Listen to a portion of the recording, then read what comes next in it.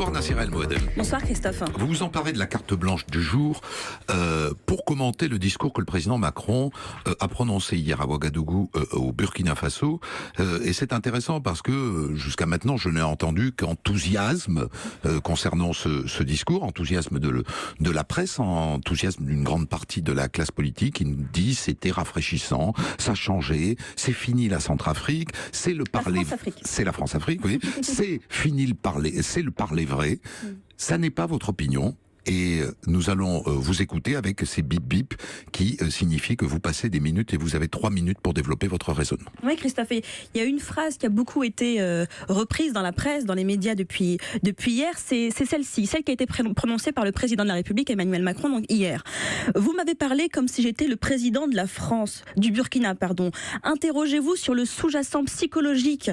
Il dit donc aux étudiants burkinabés, vous me parlez comme si j'étais une puissance coloniale, mais je ne peux pas m'occuper de l'électricité dans les universités ici, c'est le travail du président.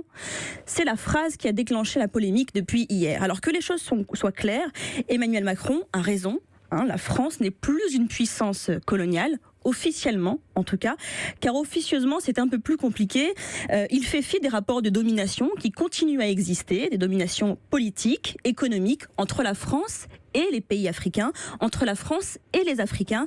Ici, on parle du Burkina Faso, mais ça pourrait être le cas pour d'autres pays dans le continent africain. On le sait aussi avec la présence, par exemple, de grandes entreprises françaises, comme par exemple le groupe Bolloré ou Total et d'autres. En fait, le problème, ce n'est pas le fond du propos d'Emmanuel Macron. Il a raison de le dire, encore une fois, la France n'est plus une puissance coloniale. Et d'ailleurs, les Africains veulent entendre aussi ce genre de propos. Le problème, c'est la forme du propos et la façon dont Emmanuel Macron s'adresse à ses étudiants et s'adresse finalement aux Africains, puisque ce discours se voulait être une adresse à l'Afrique. Vous le qualifieriez comment, cette adresse ? Disons-le clairement, le ton du président est méprisant. Il est tout à fait méprisant. Rappelons qu'Emmanuel Macron est en déplacement officiel au Burkina Faso. Il est donc l'invité, l'hôte de son homologue, qui est donc le président burkinabé Roch-Marc Christian Kaboré. Et on le sait, le protocole dans ce genre de visite impose du respect, ce protocole très particulier aux rencontres diplomatiques. Et là, il n'y en a pas. C'est comme si finalement, lorsqu'on est à Ouagadougou, il n'y aurait pas le protocole imposé pour ce genre de rencontres diplomatiques, comme il pourrait y en avoir, par exemple, lorsque le président se déplace à Berlin, à Rome ou à Bruxelles. Et quand bien même la rencontre se fait face à des étudiants, quand bien même celle-ci se fait face à des jeunes, est-ce qu'il n'y a pas finalement l'obligation d'un respect tout simplement envers les personnes à qui on s'adresse ? Imaginez le chef d'État espagnol, ou imaginez par exemple la chancelière allemande qui vient en France parler aux étudiants français et qui utiliserait ce ton-là. Imaginez seulement les éditos, imaginez la presse, le lendemain, tout le monde serait en train, évidemment, de s'indigner. Pour moi, le passage, finalement, le plus indécent de ce discours, et c'est pas celui d'ailleurs qu'on a retenu, c'est lorsque Emmanuel Macron a parlé des migrants. Il a dit, je le cite, « Qui sont les trafiquants ? Mais ce sont les Africains eux-mêmes, mon ami. Posez-vous cette question, ce ne sont pas des Français qui sont les passeurs.